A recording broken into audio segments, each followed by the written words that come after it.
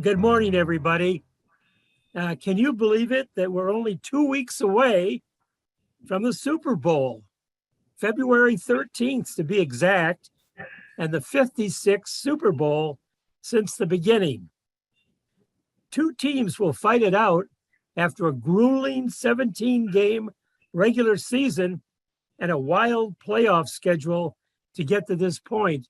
And all these games this past Sunday were just amazing how they went down to the wire. And who better to represent professional football than Jerry Markbreit, who is now retired, but officiated in the National Football League for 23 years, and who holds all kinds of records for officials, including the most Super Bowls officiated as a head referee, 4. And this record still stands today. Is somebody speaking? Okay. Shall I continue? Okay. Hey, Jerry, welcome. Thank you. Jerry, I got a few more words. I know. Okay, Jerry attended the University of Illinois and gave football a try before moving on to officiating football games. He kept getting promoted as an official, which included college games, Big Ten, until he joined the National Football League in 1955. And then he officiated until 1998 when he retired. Even then, Jerry helped train National Football League officials. I must add at this point that Jerry Markbreit was honored by an officials association for winning and being awarded the prestigious Gold Whistle Award. I'm going to ask Ron Montaigne now to play a video that adds some more insight into Jerry's career. And after that, Jerry will tell you more about it. For 10 years, Jerry Markbreit had been one of the Big Ten's best officials. He had worked the Rose Bowl and survived the first national tirade of Coach Woody Hayes. But when he joined Jim Tunney's crew in 1976, he was as nervous as any other NFL rookie. I was a line judge. My first game was all the way out in Seattle. I was so ready, I was so prepared, and I was concentrating on that 2-minute warning, concentrating. When it came time, I killed the clock. I came running in the gym. I said, "Jim, 2." He said, "Come closer." He said, "What are you giving me?" I said, "I'm killing the clock and I'm giving you the 2-minute warning." He said, "Your signal for the clock was excellent." He said, "Your 2-minute warning signal was perfect." He said, "Now return to the sideline and give me that signal with 2 minutes left in the second quarter, you dummy, not the first." Markbreit's gaffe was soon forgotten, but 2 years later, he was part of one of the greatest plays in league history, the Holy Roller. It was my first nationally televised game as a referee. Looked up at the clock, 10 seconds remaining in the game, and I thought, boy, you did it this time. Almost a perfect game. People are going to know who I am. I was excited on national television. I said to myself, what could possibly happen? 10 seconds left. The ball on the 14. Oakland trails 20-14. The crowd takes up a chant of defense. Stabler back. Here comes the rush. He sidesteps. Can he throw? He can't. The ball flipped forward is loose. A wild scramble. 2 seconds on the clock. Casper grabbing the ball. It is ruled a fumble. Casper has recovered in the end zone. The Oakland Raiders have scored on the most zany, unbelievable, absolutely impossible dream of a play.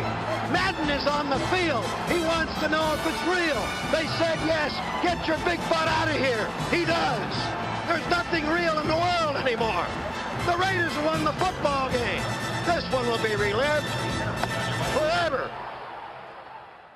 I saw the ball come out, I ruled fumble. Well, I didn't see the actual release, but the concussion, the ball popped out. It was batted, it was muffed, it was kicked. I looked around, I saw my sideline officials both signaling touchdown. I turned to the press box and signaled touchdown. Still blows my mind how the referees could not see what it was or discern exactly what happened. I cannot think of a more outrageous form of outright Raider thievery and cheating that's ever occurred. And it was one of those things that maybe you can't do that, but the rules say that you can do that, so you can do that. And if you don't want to do that, then go change the rule. And that's exactly what they did. They went and changed the rule. Shortly after the game, a T-shirt was stamped and sold in San Diego, and I heard they sold 50,000 T-shirts.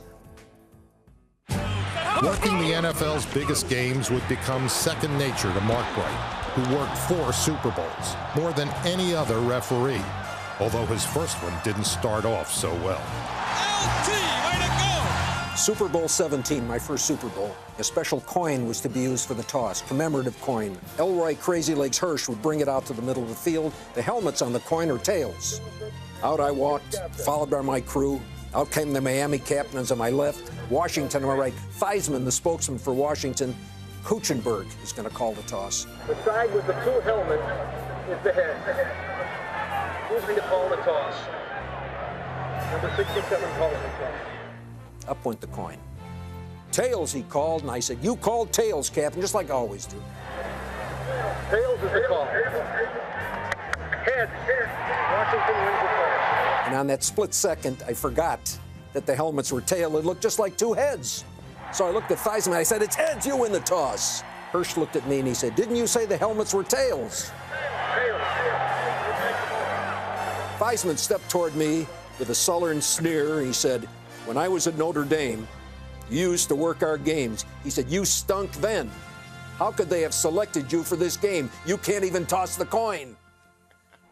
Earning a postseason assignment in 23 straight seasons as a referee and replay assistant, Markbreit became a celebrity. Publishing 3 books, writing an internet column for the Chicago Tribune, giving motivational speeches, and appearing in major Hollywood movies.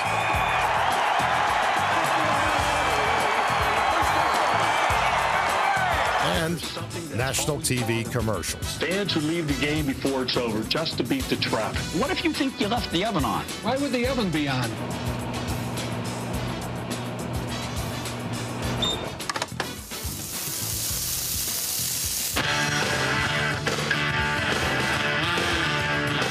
Jerry Markbreit may be the hardest working man in show business, but his greatest memories still come from his days on the field. The 1990 NFC Championship game, played in San Francisco, Giants at San Francisco. It was just one of those games where you used every bit of common sense that you had, along with all of your technical knowledge, to have a ball game that was so spectacular. And at the end of the game, with the Giants down by a point, with 3 seconds left, Bill Parcells called his last timeout. And as referee, I went over and I said, "Coach, that's your last timeout." And he said, "I'm going to tell you 2 things. He said, "First of all," he said, "tell your crew you have worked a magnificent football game." He said, "and the second thing is," he said, "in 3 seconds, I am going to be the greatest coach that ever lived or the biggest bum." Giants are trailing by a point. It all depends on Matt Barr. Snap, spot, kick is away. It's got the distance. It is good. I remember the ball going through the uprights. I turned and flashed the touchdown signal, and I just got such a rush because the game was just spectacular. And I worked 461 NFL games, and that game jumps out. I mean, I had 4 Super Bowls, and I had a lot of exciting games, but that was the game. Through his 16 years as an executive member of the NFLRA and his current role as head trainer for NFL referees, Markbreit continues to influence the game and the profession he loves. It's the most wonderful feeling in the world for an official, because prior to the snap, after everything is done, we've counted all the men on the field and we've given the ready for play, and they break the huddle and they're coming out, and I get myself set, and there's that quiet instant when the crowd is hushed and everything is motionless just for an instant. That tremendous rush of this play is going to start. And this play is its own universe. Every play is everything you've ever learned. Everything is stored in your head. You got everything. You don't know what's going to happen on the play. And you're preparing yourself by not thinking about what could happen, but just getting ready at peace for an instant just before the ball is snapped. It's the most wonderful couple of seconds that I ever spent in my life. And just think you get to do that 160 times in a game. Let's welcome Jerry Markbreit. Thank you. Thank you, Don. I love watching that video, and I love watching myself in a younger age. I wish I looked like that now, but unfortunately, at 86, I look like an old man. But the memories and the wonderful feelings I get, that's a very, very 7.5 minute of my life on the gridiron. You know, after retiring, I've been off the field for more years than I was on now, 25 years off the field. All the games that I worked, I was lucky enough to be allowed to train the officials for the NFL referees and the Big Ten referees and the Mid-American Conference referees and the Missouri Valley Conference referees, a total of about 40 referees. All of the men that are working today, I had a hand in, and I was able to pass along all of the wonderful things that others taught me when I was starting to be an official. Nobody starts from the top. You start at the very bottom.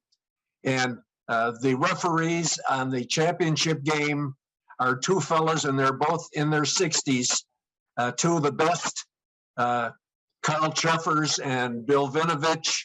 The referee on the Super Bowl is Ron Torbert, who's a kid at 58 years old. When I got my first Super Bowl, I was 47, and the youngest referee to be put as the head referee on a Super Bowl game. It's a wonderful thing for me to be able to talk about, because the business meeting is over, and we're not talking business. We're talking about a profession. Officiating is truly a profession, not a hobby. It takes over your life. And for all the years that I worked, everywhere I went, people recognized me. They saw me on television. It was a very minor celebrity role. My wife would say, "Who is that? That guy just said hello to you." I said, "I don't know. He knows me from television. He thinks he knows me. Maybe he's seen me at a meeting or something, but it's strictly the exposure." The referee makes more calls in a game and spends as much time on camera as most actors do in a film. You know, I was in the men's room many years ago, but minding my own business, washing my hands, when I noticed a fellow behind me looking at me. He wanted to know he knew who I was, but he really didn't. Finally, he had enough guts to tap me on the shoulder. I looked up and he went like this, gave me the holding signals. I nodded, he smiled, and I walked out. That's the minor celebrity role that I enjoy, and it's wonderful. People think, and they ask me all the time, who's going to win the Super Bowl? How are the Bears going to do next year? I'm not an expert on football. What I am is an expert on finding out how good you are at what you do. I'm an expert at officiating, and officiating a game, a 3.5-hour game, is like your normal work week when you guys were all working, and ladies. It's consuming. It takes up a whole week just to prepare for that 3.5-hour ball game. And it's something that lasts for the rest of your life. But how do you find out how good you are at what you do? How do you take a chance? Do you take a risk? Do you get a chance when you're working to move to a different level, to join a different organization? You take a risk. You try something different in order to find out if you're good enough to do it. And that's the reason that I tried officiating, to find out how good I was at what I was doing. You're not always that good. You're not always that bad, but you learn how to take the criticism that it takes in order to be successful. And officiating is risky stuff. When you make a mistake, It's seen everywhere in the United States in a matter of moments on all the video and technology and everything else. Now, talk about risk stuff. Living in Chicago, I never worked a Chicago game because officials did not work where they lived. They were afraid that someone would find out where your house is and maybe blow your house up if you had a bad call. The Bears were having a pretty good season, and I had a shot the year they won the Super Bowl. They called me and they said, "Look, we're having a problem scheduling. You're going to have a Bear game." It shouldn't be a very big game because Green Bay's only won one game and the Bears are undefeated. And so you'll have your own game. And I had my crew out to my house for dinner. And it was a nice game. It was running along with 3 minutes left in the second quarter when Jim McMahon dropped back, threw a quick pass up the middle, intercepted. And the ball was coming back. And then when the play was almost over, a player from Dallas Green Bay ran over and grabbed McMahon, picked him up, turned him upside down, and stuffed him head first into the ground right in front of me. Landed on his head and shoulder. He was out. My flag hit the ground before he did. I stood there watching, and I was absolutely amazed at what happened. The perpetrator was a fellow named Charles Martin. He pushed off the body of McMahon, who was prone on the ground, and got up on his feet. Jim Covert, the Bears' left tackle, saw this, came running from 10 yards away, and knocked him down from behind. The flags flew for a late hit. I didn't throw my flag, it was already down on the ground. It was the latest hit ever recorded. And I was so concerned with McMahon, Mike Ditka hollered out, "I see 2 flags down. What does that mean?" I said, "It means offset, coach." He said, "You mean the foul on McMahon is not going to be a penalty?" I said, "No." I said, "We got a foul on both teams." He said, "If you offset these penalties," he said, "I'm going to see that you don't get home for dinner tonight." He said, "I know you live in Chicago." Well, Martin's up on his feet. I grabbed him by the arm and I said, "Fella, you're out of the game. Let's go." I worked him to the sideline. I gave him to Forrest Gregg, his coach. I said, "Coach, this man's ejected from the game." He said, "What did he do?" I said, "You saw what he did." I said, "I'm going back to get the game. Get him out of here." I got back out there and McMahon is breathing now. He's sitting. Ditka's out on the field to check his man. Ditka walked over to me and he said, "Look, I want to apologize for threatening you from the sideline." He said, "I'm not going to bother you. You'll get home for dinner." He said, "I just want to apologize." He said, I just couldn't believe that there would be an offset." I said, "But you know the rule." He said, "Well, the Ditka rule is if you don't penalize this guy, you're on my list for the rest of your life." Well, it was the biggest call of my career. It was a game that meant nothing in the standings, and yet it turned out to be the biggest call. I got a Super Bowl that year, and it was because of that call. It was a nothing game between a good team and a team that hadn't won but one game during the season, when the biggest call of my entire officiating career occurred. You know, you never know when you go out to do whatever you do in life when some important thing happens, and you hope that you make the right decision. I made the right decision that day. Had I not, maybe it would have ruined my career. But you never know what's going to happen. Be ready. Another game, Green Bay. Just before we went out on the field, security came in. Security said, "Look, someone is threatened to shoot the Green Bay quarterback on the field." I said, "That's very interesting. Why are you telling me this?" He said, "Well, you stand right next to him on the field." He said, "I hope that you'll stand somewhere else today." I said, "I can't stand anywhere else. That's where I play." I said, "You better find the guy with the gun." I said, "I'm going down to work this game." I got down on the field. Lynn Dickey was the quarterback for Green Bay. "Jerry, how are you?" I said, "Fine, Lynn." He said, "What are you going to do when they start shooting?" I said, "I'm going to be right behind you the whole day." He smiled. I went on. They didn't shoot. The thought was there, but the risk was there, but the game had to go on. You know, I was behind them all day. There wasn't a shoot, but the risk was there. You never know what's going to happen. You know, we all carry a microphone, and, you know, you see everything is explained, and it's wonderful. The microphone is you have to be very careful, because sometimes something is said on the field that should not come out over the microphone. So you're constantly, as a referee, touching the microphone, making sure it's off. And here I am working this game at Dallas at Green Bay, and my umpire is Chadwick Brown, who has since passed away, ex-NFL player. His flag was on the ground. He said, "Jerry, I've got a 15-yard face mask foul." He ripped his helmet off. I said, "Excellent. Tell me what team it is." He said, "I'm not sure which team it is, Jerry." He said, "When I looked down, the helmet was on the ground, but there was another helmet on the ground. I'm not sure who committed the foul." I said, "How am I going to penalize a 15-yard penalty if you don't know who committed the foul?"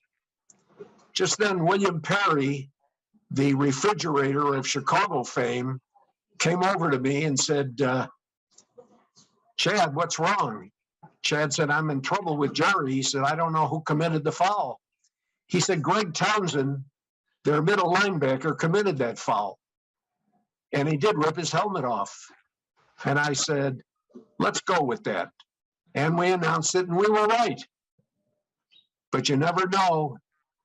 Chad knew he had a foul, but he didn't know which team it was. Everybody laughed at the time, but at that time, it wasn't that funny.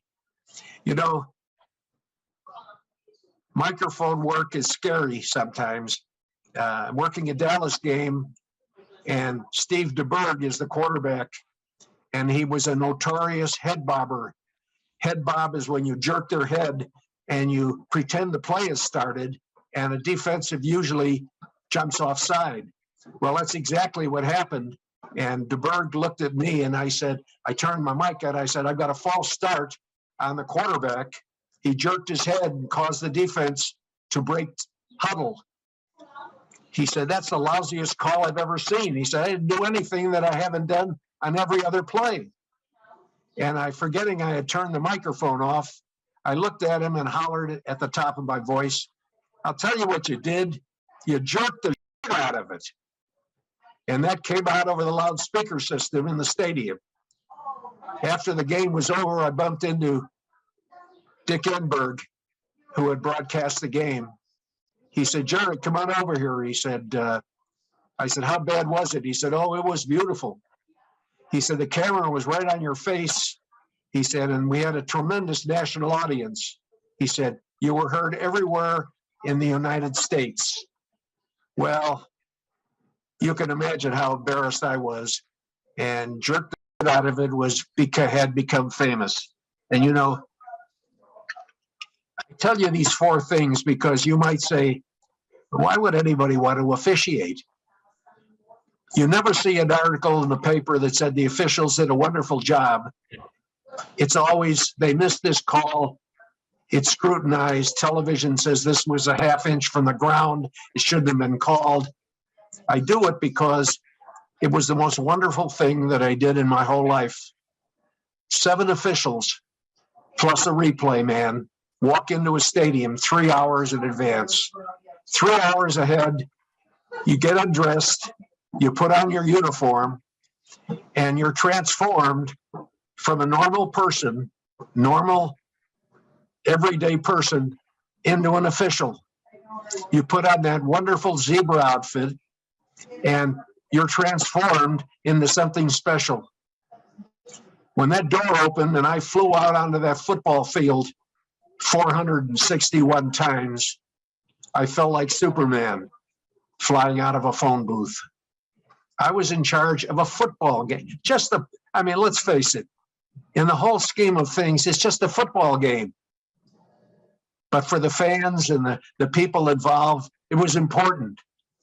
And it became such an important part of my life because I knew in my heart that I wasn't going to always be as good as I wanted to be, but I wanted to be as good as I could be most of the time. And even today, people still recognize me, not very often, and they'll ask me, what are you doing? Why aren't you officiating? I said, listen, I'm too old, but I remember back Norm Schachter, who was a great old referee way back when I started in 1976, long retired. He had worked 3 Super Bowls. He was on a plane, and a guy kept looking at him from the seat next to him, and he said to him, excuse me, sir. He said, didn't you used to be Norm Schachter? Well, I used to be Jerry Markbreit. I'm just an old Jewish man that used to be Jerry Markbreit, the referee, but I'm still Jerry Markbreit. And I'll tell you this, my career started at the University of Illinois. I was a physical ed major. I was going to be a coach. And one of my professors said, why don't you take an officiating course and try officiating? It might be fun. So I took the course and I went over to the intramural office and said, I'd like to apply for intramural officiating.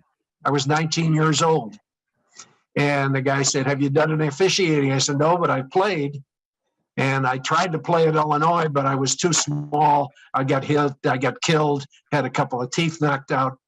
He said, what are you doing this afternoon? I said, nothing. Class is over at 1. He reached in a drawer, pulled out a penalty flag, a rule book, and a whistle. And he said, be on final 3, you've got a game at 3 o'clock.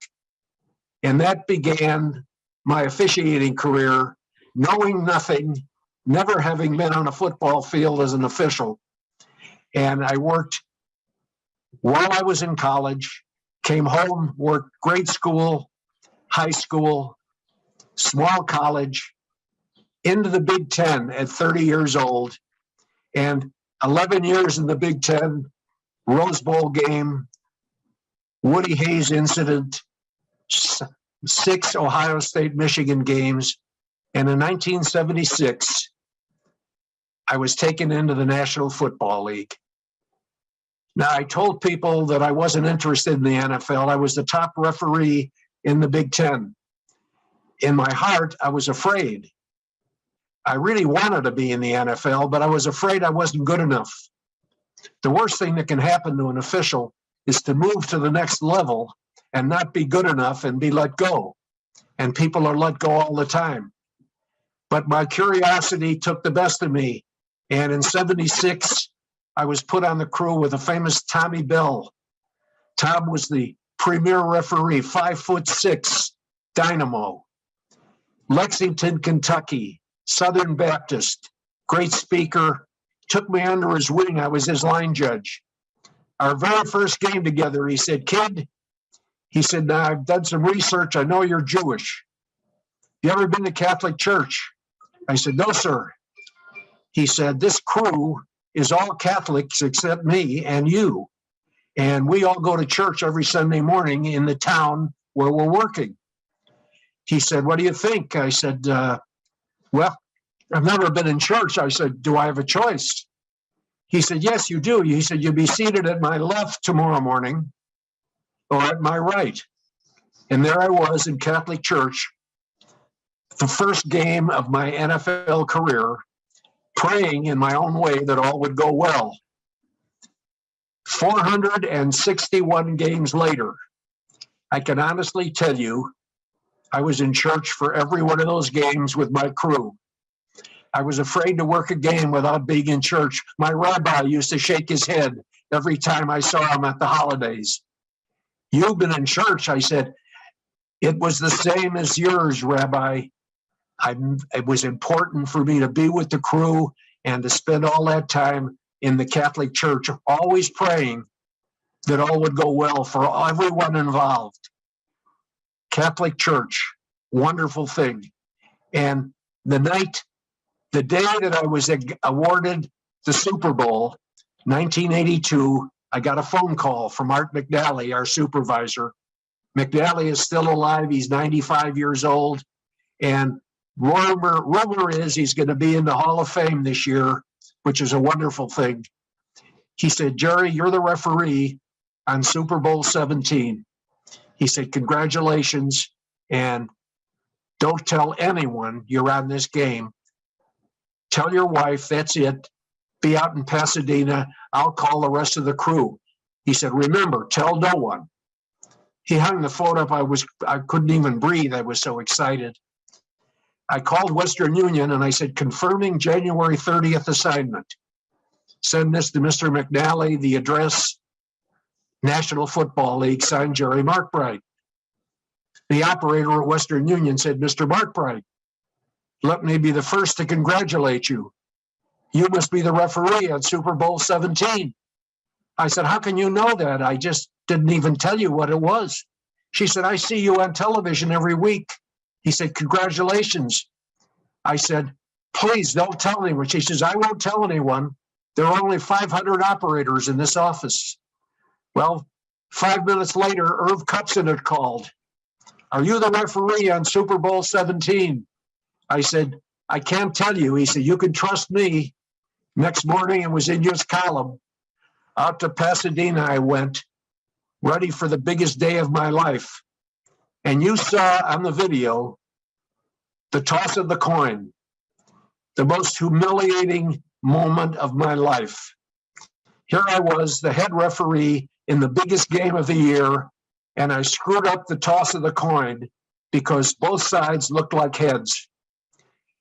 After the game was over, I was the last man hiding in the shower when Pete Rozelle, commissioner, came in to congratulate the crew on the job well done. Rozelle was like a god in those days, beautifully tanned, 6'5", makeup man at all times. Came in, he shook everyone's hand. He said, where's Markbreit? He said, he's in the shower. Came up, pulled the curtain back. There I was, hiding in the shower. Reached in, grabbed my hand. He said, it was the finest officiating in the 17-year history of the Super Bowl once you got by the toss of the coin. Well, I was watching Super Bowl.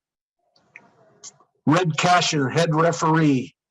Red had the exact same thing happen. Everybody said that Walter Payton was going to be the tosser of the coin. And at the last minute, they came in and said it was going to be someone else. But Red forgot that it was someone else. And when the coin went up, he looked at Payton and he said, Captain Payton, what's your call? And Payton, not accepting the call, expecting the call, said, what did you just say? He said, what did you call? Well, the coin landed in the grass. Payton stepped out over the coin, looked down at it and said, I called tails.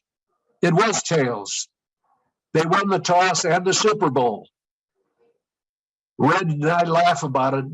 Red passed a few years ago, but we both laughed because we both screwed up the toss out of Super Bowl. And how could you possibly make that kind of mistake? In order for humor to come in, it's easy to laugh at your own mistakes. It makes you feel better. I still shudder thinking about it, but the humor overshadows the bad feelings. The toughness that you get, you have to inherit. Howie Long, you see him on Fox. He does the studio show. He was one of the fiercest, toughest guys on the field. And at the end of a play, he was on the ground and he said, Jerry, they held me on that play. And I said, Howard, they didn't hold you. That was my man. It was not a hold. He got up in front of me, all 6'5" of them, 275 pounds. He said, are you calling me a liar? I said, look, Howard, I'm not calling you a liar. I'm telling you that it wasn't a hold. Now back away. He was so irritated, the tears are running down his face. He said, I'll meet you outside of the stadium after the game, and I'll show you what I want to do to you. I said, you won't find me after the game. I'll be on a plane flying home. Well, A year later, the Raiders were at Green Bay. And as I walked through the bar to get to the officials who were having a sandwich, Tom Flores, their coach, stopped me. Jerry, I want to ask you about a play, and a voice from a bar stool. Markbreit, is that you? I looked over, it was Long, crew cut, sitting on the bar stool. He swiveled off of that stool and hollered at the top of his voice, I've been waiting to get you off the field for a year. We're going out in the hall now to settle this argument. He hit the ground running. He got a step from me. I went for my penalty flag. Unfortunately, it was in my bag. I was in my civilian clothes. He grabbed me, hugged me, and he kissed me on the forehead. He looked at Tom Flores and he said, Coach, this is the toughest referee in the National Football League. He said, would you believe that this shrimp picked a fight with me right in the middle of the Coliseum? Oh my God, I almost breathed a sigh. I thought this guy was going to kill me. He liked me. Toughness. He respected it. After one of my Super Bowls, I got a letter. Super Bowls, you always get letters from fans, and it goes to the National Football League. They don't give out your address. And they always open the letters because they're usually threatening. Don't come back to our town, you SOB, or we'll kill you. You're the worst official that ever lived. One of these wonderful letters said, Dear Mr. Markbreit, you're my favorite referee. My name's Charlie Stacy. I'm 11 years old. I live in Scottsbluff, Nebraska. Could I have an autograph pic? I was so excited. A real fan letter. I said everything I brought back from the Super Bowl. I brought a poster, and I sent him a hat, and I sent him an autograph picture. And I got a call from his dad. His dad said, Charlie received everything. Charlie's a special young man. He's severely crippled with cerebral palsy. He lives in a wheelchair. He loves the NFL, and he loves you. He sees every game that you're on. He wears a number 9 jersey, just like your number. Getting this stuff from him, from you, was just absolutely the highlight of his life. I felt so good and so bad for this little boy that I called, talked to him on the phone, and the following season, I got a playoff game in Denver. I got 4 tickets, and I called his dad. I said, Chuck, come to the game. I'd want to meet Charlie. I don't want to get involved with your life, but come to the game and meet me at the sideline just before the toss. Well, here I come to the toss, at the sideline just before the kickoff of the game, and there's the mom, the dad, the sister, and little Charlie in his dad's arms. I took Charlie over the fence with me, and I walked him down the fence, the bench line. John Elway gave him a jersey and a helmet, and Elway carried him all the way back to where I was. Kissed him, gave him back to me, and I kissed him all over his face. I gave him back with the souvenirs to his dad, and went upstairs for the toss of the coin. Came back, his dad was at the fence. He said, this is the greatest day of my son's life. He saw his greatest quarterback friend. He's going to see the best game he ever saw, and he got to meet you, who kissed him. He told his dad he was never going to wash his face again for the rest of his life. These are some of the wonderful things that I've enjoyed, along with the 23 years on the field, the 43 years total, and all of the years since then, over 60, tutoring and mentoring other young officials so that they can learn everything that I've learned from everyone else. It's my honor to speak to my own ilk. I hope there are a few of you that are older than I am. It's been a pleasure. Don Packard has been a friend of mine for many years. He's my booking agent, and I hope that he won't forget my phone number. And again, thank you very much for having me. That's it. Thanks, Jerry. That was wonderful. Don, put your camera on too. Okay, Jerry, that was, I have tears in my eyes. I think there are going to be questions first from the auditorium, and then those in chat will answer their questions. Who's handling the questions in the auditorium? Don, I'm holding the questions in chat, and I have 6 of them. We're going to turn it over to the auditorium first and let them ask questions, and then they'll turn it back to me, and you could ask the first chat question, Don, after the auditorium. I'm going to ask the first question? After the auditorium. Okay, thank you. Hi, Jerry. My name's Rick Planos. My dad was Joe Planos from Hanson Roofing. He was a big fan of yours and a big Bears fan, and actually came to know of you through your father, Hank. Oh, of course. And of course, I've used Hanson for 50 years, the whole family, Chuck and everybody. Exactly. Well, my dad always spoke of you like you were an honorary son, and I remember hearing the stories of you. I didn't know until just now that you and I have U of I in common, and my brother as well.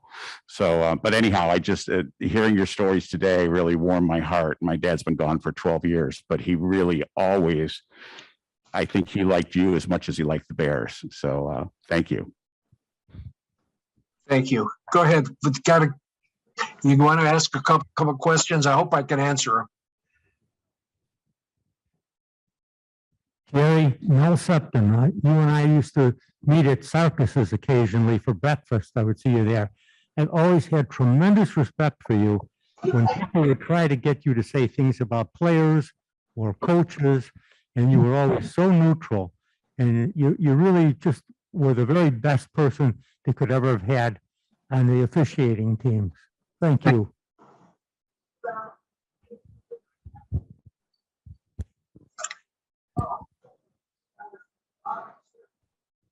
Jerry, you mentioned you never officiate in your hometown. Throughout the season, do you work with the same people every week, or is it different people every week? No, for years, they wouldn't let, if you lived in a city, they didn't want you to work in the city. They've since relinquished that, but it's, it's dangerous. People know that you are who you are. Some people react very violently. So today they let people, I worked all over the country. I just didn't work in Chicago. I'd work in Seattle one week, the following week, Miami, the following week, Los Angeles. You never saw a team more than twice in a season. And, there's so many teams. You got to every city over a period of years. Did we have any favorite cities? No, they're all the same. You fly in, you go to the hotel, you have your meeting, you get going, you work the game, and you rush to the airport and go home and try to get to bed by 2 o'clock in the morning. We've got a lot of questions on chat. Yeah, no, go ahead. Can we do the chat, or go ahead, please? All right, Jerry, I am Sher Marks. I was just visiting with a good friend, Jerry Levin. Yes. I know you and Jerry had breakfast, had palled around. Jerry's been to your house. Jerry just had a stroke. Oh, bye. He would have been here. I just want you to know you were the prime discussion 2 days ago when I saw him at the lodge in his cubbyhole room, waiting to partake in this little experiment. I would just want you to know Jerry discussed all the wonderful days you boys had together having breakfast. I know you had him to your house for a cookout. So I just wanted you to know Jerry was talking about you. And tell him I send my very, very best. He's an old friend. We had a lot of wonderful times together. Any other I think we've covered all the audience. Don and Ron, you want to take the questions now? Okay, Don, you want to ask the first chat question, please? Go ahead, Don. Okay. Thank you. Jerry, what is your reaction to the taunting penalty? Do you like it or not? I like it because it got to the point where it had to be something really violent in order to be called. And there were so many taunts where you're just for a second, you tackle somebody and you're right in his face. And the league decided that they were going to stop it by overextending that rule. Any kind of gesture toward an opponent at the conclusion of a play is good. It will stop and it will not happen. And it's a very serious penalty, but I like it myself because, you know, where do you draw the line on a foul like that? It gets in your face. Listen, I'm glad I smashed you into the ground, and the guy retaliates, and now somebody's going to be thrown out. And many times it was the wrong guy. So now they do it and stop it, and before it escalates, they penalize it. I like it. And they did not ask me if I like it or not. Thank you. We've got several questions in chat, Jerry. First of all, thank you so much. It was excellent presentation. Your speech is on multiple levels, not just on sports. So thank you for that. My question that I've been thinking about all week, I'm going to ask it this way. During the playoffs, do refs hold the flags a little tighter and let them play? We saw times when, you know, some of the calls were not being made, but in my opinion, it was very fair, and I think it came out right. But for example, they might have let the clock go out a second. Or how do you feel about that? I agree with you. In playoff games, the officials are told, they're really told this all year, but emphasized in the playoffs, make them big. Make them big. They have to be big fouls. They didn't ticky-tacky any fouls in the playoff games, and you won't see it. There were two penalties in one game and one team and 4 in the other. Yes, they let them play more in playoff games. You don't want to call a foul a ticky-tacky foul and cost somebody a championship. Okay. The officials do what they're told. If they're told to stand on their head or wear pig tights for that game, they're going to do it. Thank you, Jerry. Jeff Landsman asks, what do NFL officials do during the week?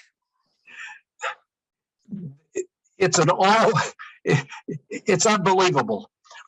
When you leave the stadium, you get a video of the entire game.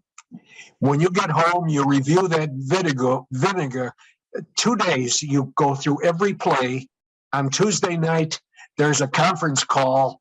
The whole crew is get together and you review the whole ball game, all the fouls, all the things that they think they did wrong or not. Then they get video of the teams that they're going to play work the following week. On Thursday, they have another conference call with the league office to go over problems. On Friday, they're ready to travel, and Saturday and Sunday, they're gone. It's an all-week deal. It's a part-time, actually, I always said it was a full-time job in the NFL, masquerading as a part-time job, because most of the older guys are retired. You know, there must be 20 men that are 60 and older working in the league. And the other fellas have to have the kind of job where they can take time off. It's a big-time job. Ron Hadsel is asking a question. I'm going to tag on to it. His question is, how dangerous is officiating? How many officials get injured each year? And I guess I'll tag on to it. How do you prepare yourself physically for the game? Do you need to go through some sort of a exercise to do what you do? I trained myself all these years, just like an athlete. My legs had to be in top shape. My weight, they weigh you, they measure you, they put you in a bucket to measure your body fat. They don't want anything to happen to you. So you're in great shape. I used to run 3 miles every day. And how do you avoid injury, you learn to stay out of the way because these guys are so big. If they hit you, they could kill you. And you try to stay away from the So you quarterback always if see there are- officials on the periphery of the action. Pardon? And you try to stay away from the quarterback if there's any kind of a gun risk that isn't being aware of. Well, once a fight starts, they expect you to step in there and try to break it up. I've been thrown to the ground by a 6'7" 350-pounder. The only thing is, we have the power out there, and when they see us in there, they back off. Now, I honestly tell you, I never missed an NFL game. I was in fights, and I've been all kinds of melees and everything. I've pulled muscles, pulled hamstrings, never missed a game. Missed one game in 43 years of officiating. When you watch a game now on TV, are you passionate and are you a verbal viewer? Watching the officials. That's all I care about. I'm watching the officials. I converse with them. After the championship, Bill Vinovich, the Kansas City game, the first call he made was to me. How'd it look, Jerry? You know, I'm out of it 23 years. I worked a Super Bowl 27 years ago. But these guys want feedback from people that did the job. And you know what? It's a wonderful thing. They never forget your body of work. And even though I'm not a rules expert anymore, I'm an expert on mechanics, and I'm an expert on the finesse of being a referee. A head referee is the psychiatrist on the crew. He manages this crew 7 days a week, 52 weeks a year. Personal problems, marital problems. Once you're at the game, everything has to go in the locker room. Everything has to stay there. Once that outfit is on, that game is all you can concentrate on. So I don't know if that answered your question. It's a wonderful, wonderful profession.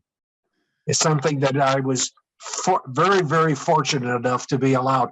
And all because of my old high school coach, a man named Elliot Hassan, who was the football coach at Hyde Park High School, south side of Chicago.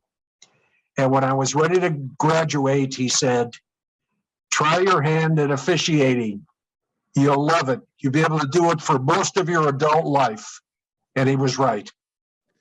We have a couple more, Jerry. Go ahead.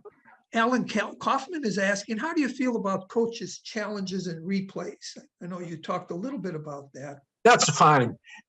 You know what? The replay system is refined to the point where they're limited, but I don't blame them for challenging. And you know, if you watch, many of them are reversed. They were right. The officials can't see everything. And they call what they feel and what they see, but sometimes at breakneck speed, you can't see it. So I like replay. I like all the facets of it. When I first came in and I was officiating, I didn't like it. But I realized the biggest mistake is not being able to correct something that cost somebody a game. And that's what replay does. Okay, couple more. Jeff is asking, was your profession, did you have another profession outside of officiating, or did that pretty much take all of your time? No, I worked for the 3M company for about 35 years. And they allowed me to officiate and be gone as much as I, when I retired, my boss said, Jerry Markbreit was one of the best salesmen we ever had, and we never knew where he was. He was either officiating someplace, working out, occasionally making a sales call, but he still was our best. So you got to have the right kind of work. But to be very honest with you, I worked in order to be able to officiate, especially on the college level, because the college officials don't make the kind of money that you make working at professional. Okay. A couple more. Next to last, Al Dordick is asking, tell them about starting out at Hutchinson Field officiating AZA games. I worked at Grand Park, the AZA. I was 21 years old, and the kids were 15 and 16 years old. They played. They were football players from Austin and Amundsen, and that's where I got my start, working tag, touch football. It was wonderful. I bump into guys now that are old men like me, and they say, "You work our games back in Grand Park." And I said, "Well, how old are you?" "Well, I'm 80 years old." God almighty. I loved it. That's where I got my start. I loved it, every minute of it. Jerry, last question. I was thinking about this all week also.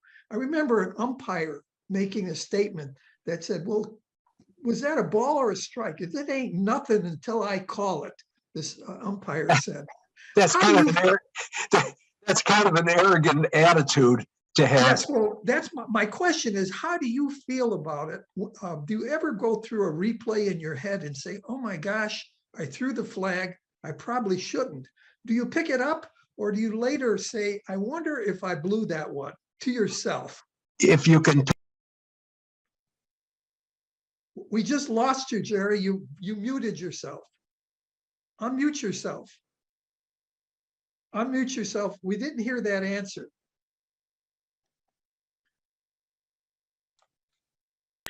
My elbow hit the mute. I'm sorry. Okay, what was your answer? We didn't hear it. My answer is this. If you call, first of all, when you see something and you call it, you're absolutely sure you're right. So you don't have that, oh my gosh, why did I? If you start questioning yourself, you shouldn't have called it in the first place. But if someone sees something differently than you, I've picked flags up when I thought I had something because I saw from a different angle. But there's nothing wrong with picking it up and making, you hear the referee come out and he'll say, there is no foul for an illegal block in the back. He doesn't just come out and say there's no penalty on the play. He explains to the audience why it was called and it wasn't. So it's okay. Excellent answer. We're human.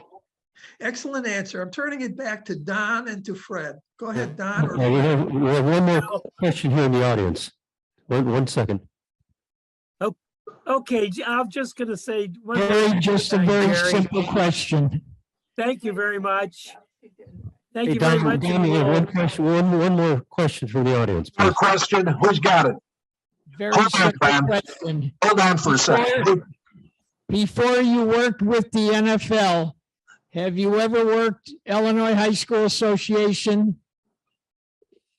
Yes, 20 years worth.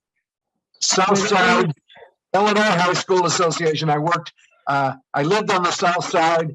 I worked in the Chicago Public League for almost 20 years. Fenwick and the Catholic League, as well as all of the high schools, Hyde Park, South Shore, and all those. That's why you don't just start in the National Football League. I had a 20-year officiating before I got in the National Football League. And I was 41 years old, so I wasn't a kid. I felt like a kid, but I wasn't. So. Thank you very much. Thank you. Yes, Don. Okay, well, thanks, Jerry. Really appreciate it. It was wonderful. Have a great day, everybody, and this is great. Thank you, See you around here. Thank you, Don. Thanks for everything. Thanks, everybody. Hey, have a good day now. Bye-bye.